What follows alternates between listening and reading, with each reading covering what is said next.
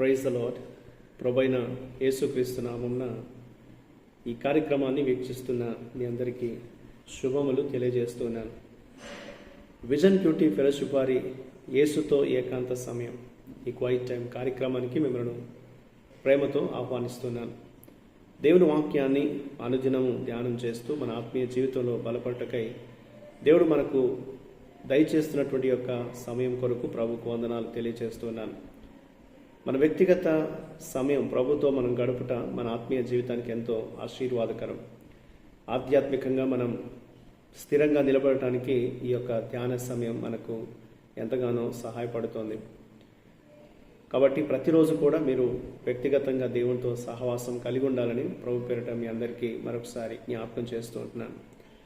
అపోస్తల కార్య గ్రంథం నుండి మనం ధ్యానాలు వింటూ ఉన్నాం. ఈరోజు మన ధ్యానం కొరకై ఏర్పరచిన లేఖన భాగము అపోస్తల కార్యములు 22వ అధ్యాయము 30వ వచనం నుండి 23వ అధ్యాయం 11వ వచనం వరకు. ముందుగా మనం 23వ అధ్యాయం మొదటి వచనాన్ని అలాగే 11వ వచనాన్ని చదువుకుందాం. పౌలు మహాసభ వారిని తేరిచూచి, సహోదరులారా, నేను నేటి వరకు కేవలం మంచి మనస్సాక్షి గలవాడనై దేవుని ఎదుట నడుచుకొంటినని చెప్పాను. 11వ వచనం, ఆ రాత్రి ప్రభు అతని యొద్ద నిలుచుండి, ధైర్యంగా ఉండుము, యెరూషలేములో నన్ను గూర్చి నీవెలాగూ సాక్ష్యమిచ్చితివో అలాగున రోమాలో కూడా సాక్ష్యమియ్యవలసి ఉన్నదని చెప్పాను. ఈనాటి లేఖన భాగం ఆధారంగా మనం ఏర్పాటు చేసుకున్న అంశం ఏదనగా పౌలు సభ ముందు నిలబడుట. Paul stands before the council. నేటి వాక్య భాగం యొక్క సారాంశం మనం ఆలోచిస్తే, అసలు వాస్తవాల్ని తెలుసుకోవాలని కోరుతూ అధికారి యూదుల అత్యున్నత నాయకులతో కూడిన న్యాయస్థాన సభలోని పెద్దలను ఆయన పిలిపించాడు. వారి సమక్షంలో ప్రభు పునరుత్థానం గురించి పౌలు సాక్ష్యమిచ్చాడు. చనిపోయిన వారిని పునరుత్థానాన్ని విశ్వసించే పరిసయ్యుల మద్దతు పొందేందుకు పౌలు ప్రయత్నించాడు. ఆయన స్వయంగా పరిసయ్యుడైన వాస్తవాన్ని పౌలు నొక్కి చెప్పినట్లుగా వాక్యంలో మనం చూస్తాం. పునరుత్థానాన్ని నిరాకరించే సద్దుకైలకు మరియు పరిసయ్యులకు మధ్య గొప్ప వాదన మరియు విభేదాలు తలెత్తినట్లుగా ఈ వాక్య భాగం తెలియజేస్తుంది. అయితే పౌలును రక్షించడానికి సహస్రాధిపతి మరలా అతన్ని కోటలోనికి తీసుకెళ్లాడు. అక్కడ ఆ రాత్రి పౌలును సాక్ష్యం ఇవ్వడానికి రోమాకు పంపబోతున్నానని చెప్పి ఆయన్ని ప్రోత్సహించాడు. అతని ప్రక్కన ప్రభు నిలిచి అతన్ని ధైర్యపరిచినట్లుగా లేఖనంలో మనం చూస్తూ ఉన్నాం. ఈ భాగంలో యేసు ఏమై ఉన్నాడు, యేసు ఎవరు అని మనం తలస్తే 23:11 ప్రకారంగా పౌలు తీవ్రమైన పరిస్థితిని ఎదుర్కొన్నప్పుడు యేసు అతని దగ్గరకు వచ్చి అతనికి ధైర్యాన్ని ఇచ్చాడు. అతని పరుగు ఇంకా పూర్తి కాలేదని యేసు అతనితో చెప్పి ఉన్నాడు.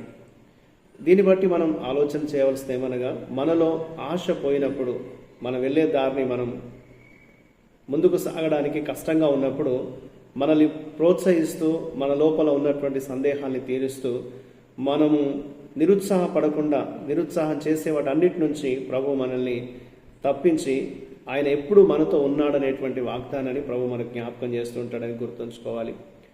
ఎల్లప్పుడూ మనం ఆయన ప్రార్థిస్తూ ముందుకు సాగినట్లయితే ఆయన సన్నిధి ఎప్పుడూ కూడా మనకు తోడుగా ఉంటుంది.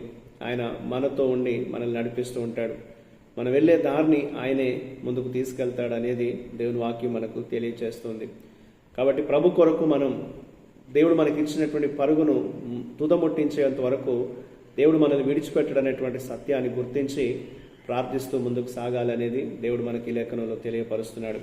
ఇందులో మనం నేర్చుకునే పాఠాన్ని కూడా ఆలోచిస్తే 23:1 వచనంలో, దేవుని ఎదుట మంచి మనస్సాక్షితో జీవించాలని పౌలు నమ్మకంగా ఒప్పుకున్నాడు.